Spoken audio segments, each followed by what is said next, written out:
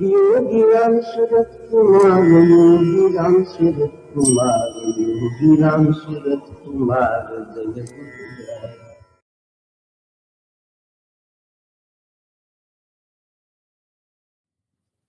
24 மணி நேரங்களை அள்ளி கொடுத்திருக்கும் பகவான் அதை அவருடைய திவ்யமங்கள நாமத்தோடு ஆரம்பித்து வைத்திருக்கிறார். அதை நாமத் தாமரைகளாய் அவருடைய பாத தாமரைகளில் சமர்ப்பித்து விட்டோம். இனி நாள் முழுவதும் சமர்ப்பித்து கொண்டே இருப்போம். இன்றைய பிரசாதம் நாம பிரசாதம்தான். ஆனால் இது மிகவும் ஒரு சுவையான நிகழ்ச்சி. ஒரு முறை ரமணாசிரமத்தில் ஒரு முக்கிய பதவியில் இருக்கும் ஒருவருக்கு அவர் மிகுந்த சேவை செய்து கொண்டிருந்தார். ஆசிரம தாவரங்களை எல்லாம் மிக அழகாக பராமரித்து கொண்டிருந்தார். இப்படி பலவித வேலைகளில் ஈடுபடும் பொழுது அவருடைய கால்களில் புண்கள் வந்துவிட்டது. அதனால் அவர் மிகவும் பாதிப்புக்குள்ளானார். அப்பொழுது ஸ்ரீ கணேசன் அவர்கள் நம்முடைய பகவானிடம் வந்து, இவர் மிகுந்த வேலை செய்து கொண்டிருக்கிறார், மிகுந்த தொண்டு செய்து கொண்டிருக்கிறார், ஆயினும் இந்த மாதிரி கால்களில் வந்து மிகவும் அவதிப்படுகிறார் என்று சொன்னவுடன் அவரை அழைத்து வர கேட்க பகவான் அவரை அழைத்து வர சொன்னார். ஆனால் அவர் பகவான் ரமணருடைய உபதேசங்களில் ஊறியவர்.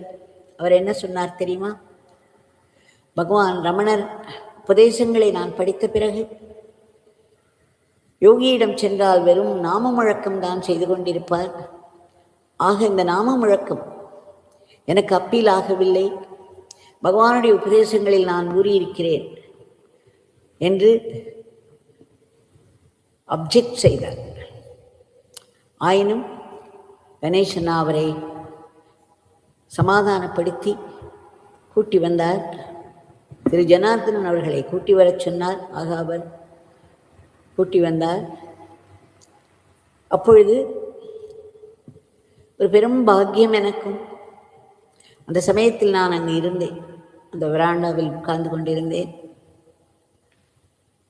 இவர்கள் எல்லோரும் பகவானுக்கு எழுத்தாற்போல் உட்கார்ந்து கொண்டிருந்தார்கள்.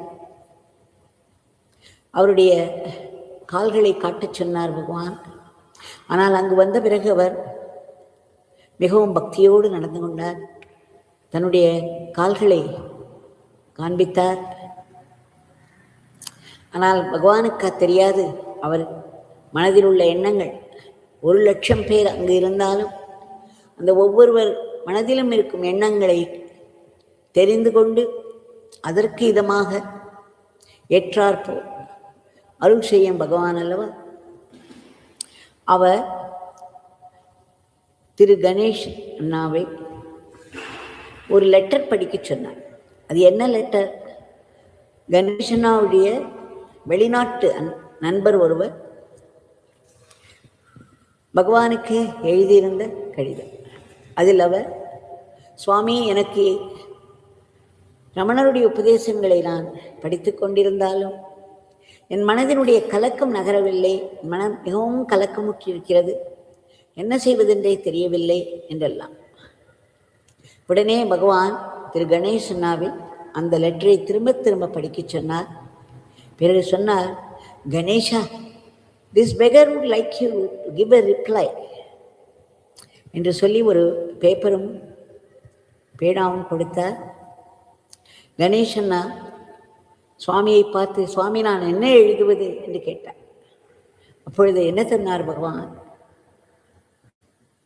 கணேஷா, அக்ஷர மணமாலை முதல் கப்லெட், அந்த 2 அடிகள், அருணாச்சலமென அகமே நினைப்பவர் அகம்பேரறுப்பாய் அருணாச்சலா. இதை பகவான் சொன்னார்.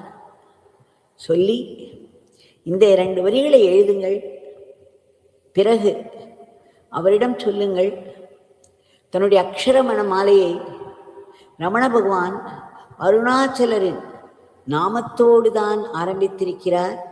அந்த நாமத்தை சொல்பவர்களுக்கு அருணாச்சலம் அருணாச்சலம் எனும்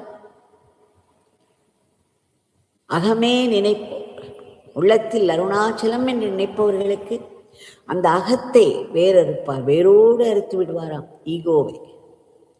துன்பங்களுக்கெல்லாம் சதா ஆளாகி கொண்டிருக்கும் இந்த ஈகோவானது வேருடன் அறுக்கப்பட வேண்டுமென்றால் அந்த இறை நாமம் அருணாச்சல் என்று சொல்லி அருணாச்சலா என்று சொல்லிக்கொண்டே இருக்க சொல்லும் என்று எழுதினார் திரு கணேசன் அண்ணா அவர்கள். அப்படியே எழுதினார். இதை கேட்டவுடன் வந்திருந்த ரமண பக்தருக்கு மனம் லேசாகி போனது. நம்முடைய ரமண பகவானும் இறை நாமத்தை தான் முதலில் சொல்லியிருக்கிறார் என்று அவர் மட்டுமல்ல, அங்கிருந்த அத்தனை பேரும் புரிந்து கொண்டோம். இறைநாமத்தை யாருமே ஒதுக்க மாட்டார்கள்.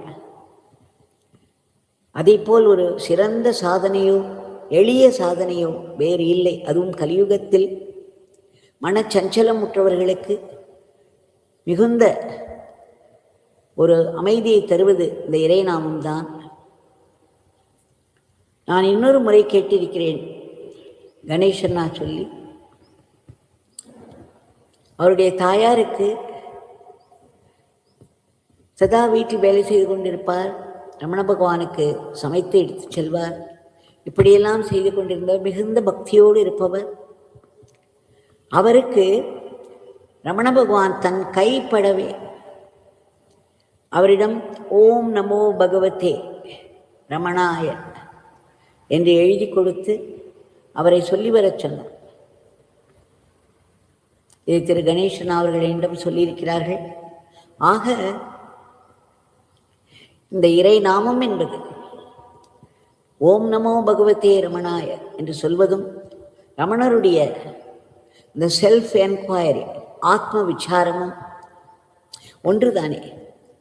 ஆத்ம விசாரம் நாமத்தில் நம்பிக்கை இல்லாதவர்களுக்கு நேரடியாக இன்வெஸ்டிகேஷன் ஆராய்ச்சி செய்து அந்த நான் யார் என்று கண்டுபிடிப்பது ஒரு முறை என்றாலும், ரமண பகவான் அந்த பெருநிலையின் மொத்த வடிவம் அல்லவா. அவர்தானே அந்த நாமத்தில் இருக்கிறார். ஓம் நமோ பகவதே ரமணாய என்ற நாமத்தில் இருப்பது அந்த ரமண பகவான் தான். அந்த ரமண பகவான் யார்? அந்த ஆத்ம பெருநிலையின் மொத்த வடிவம்.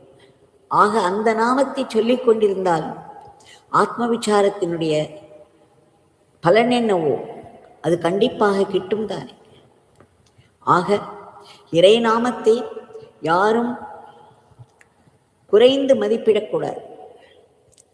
நம்முடைய பகவான் திரும்ப திரும்ப நமக்கு உச்சிஷ்ட பிரசாதமாய் சொல்லியிருக்கிறார். அவருடைய நாமம் யோகி ராம் சுரத்குமார் நாமம் என்பது தன்னுடைய பெயர் கூட இல்லை, அது தன்னுடைய தந்தையின் பெயர் என்று சொல்லியிருக்கிறார். அது மட்டுமல்ல, நேற்று பார்த்தோம், நேற்று வேறொரு இடத்தில் சத்சங்கம் செய்யும் பொழுது நான் சொன்னேன், பகவான் யோகி ராம் சுரத்குமார் சொல்லியிருக்கிறார். இந்த யோகி ராம் சுரத்குமார் என்ற நாமத்தை சொல்பவர்கள் இந்த உலகத்திற்கே ஒரு பெரும் நன்மையை செய்கிறார்கள். அது மட்டுமல்ல, வேதங்களையும் காப்பாற்றி வருகிறார்கள் என்று அவர் நாமம் சொல்வது நம்முடைய இறைவனுடைய மூச்சு என்று சொல்லப்படும் வேதங்களை காப்பாற்றுவது. They are protecting the Vedas என்று சொல்லியிருக்கிறார். நாமம் சொல்பவர்கள் வேதத்தை காப்பாற்றுகிறார்கள் என்று சொன்னால் இந்த நாமத்தின் பெருமைதான் என்ன. ஆக இதையெல்லாம் இந்த உச்சிஷ்ட பிரசாதத்தை பயபக்தியோடு நாம் வாங்கி நாம் அதை சிந்தையில் உண்டு ஜீரணம் செய்து நம் உடலில் உள்ள இரத்தத்தோடு நம்முடைய ஆத்மாவின் இதயத்தில் அதை கலந்து அது செயலாக வடிவடிக்க வேண்டும் என்று பகவானிடம் மீண்டும் மீண்டும் மீண்டும் மீண்டும் பிரார்த்திப்போம். ஜெய் யோகி ராம் சுரத்குமார்.